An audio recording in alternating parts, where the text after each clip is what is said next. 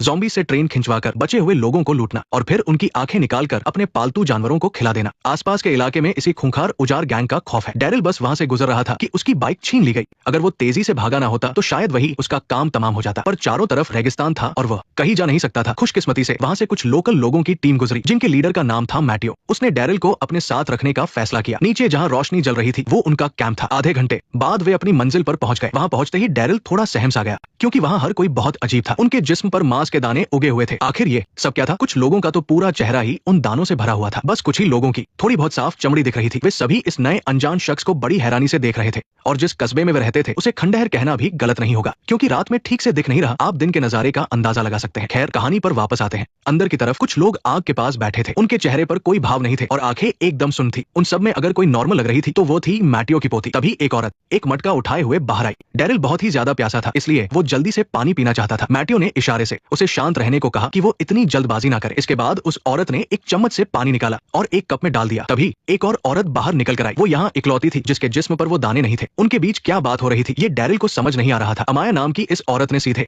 किसी से कहकर पानी हटवा दिया, फिर टूटी फूटी अंग्रेजी में बोली, ये पानी हम सबके जिंदा रहने का सहारा है। इतना कहकर वो मुड़कर चली गई। ऐसा लगा जैसे उसे समझ नहीं आया कि मैटियो किसी अजनबी को यहाँ क्यों ले आया। डैरिल को बात समझ आ गई और वो शर्मिंदा होकर अपनी जगह पर वापस बैठ गया। तो यहाँ पानी की इतनी कमी थी। मैटियो चाहता था कि वो डैरिल को सारी बात बताए, लेकिन जुबान की दिक्कत की वजह से वो उसे सीधा पानी के टैंक के पास ले गया। डैरिल पास गया और टैंक को थपथपाया। फिर उसने सूखी जमीन को छुआ और उसे थोड़ी हैरानी हुई, इसलिए उसने इशारों में पूछा कि क्या सूरज की वजह से यहाँ सूखा पड़ा है। तब डैरिल को समझ आया कि असल में उनके साथ लूटपाट हुई थी। अमाया ने भी बताया, उजाड़ गैंग के लोगों ने हमारा पानी लूट लिया और उसे ट्रेन में रख दिया है। ट्रेन का नाम सुनते ही डैरिल सब समझ गया। ये वही लोग थे जो दिन में उसका पीछा कर रहे थे, वही कमीने। अमाया उससे बात करने को तैयार थी, भले ही उसकी अंग्रेजी ज्यादा अच्छी नहीं थी। डैरिल को भी बहुत सी बातें पता चली, जैसे कि ये सब लोग असल में कुष्ठ रोग के मरीज है। इन्हें लिम्बो लोग भी कहा जाता है, जिसका मतलब है जिंदा और मुर्दा के बीच फंसे हुए लोग। जब तक कोई उनके बहुत ज्यादा करीब न जाए ये बीमारी फैलती नहीं है। अमाया जो वहाँ इकलौती नॉर्मल इंसान थी, बड़ी मुश्किल से इन सबको जिंदा रखे हुए थी। और ये कस्बा इतना बर्बाद इसलिए हो गया क्योंकि जब ये सब शुरू हुआ था तब स्पेन में अलग अलग गुटों में लड़ाई छिड़ गई थी और उसी जंग की आग में सब कुछ तबाह हो गया। डैरिल ने भी अपने साथ हुई घटना के बारे में बताया कि वो तो बस बार्सिलोना जा रहा था।